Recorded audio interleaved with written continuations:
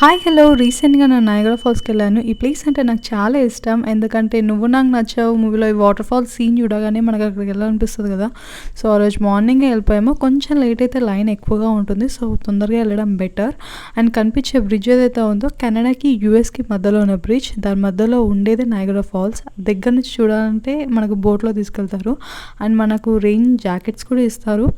మనం ఇప్పుడు చూసేది US side. Canada side view కూడా చాలా బాగుంటుందని విన్నాను.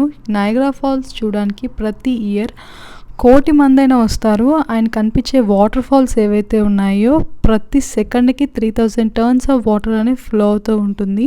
అండ్ నయాగరా ఫాల్స్ అనేవి చాలా మూవీస్లో కనిపిస్తూనే ఉంటాయి. అండ్ ఎక్స్పీరియన్స్ మాత్రం చాలా చాలా చాలా బాగుంది.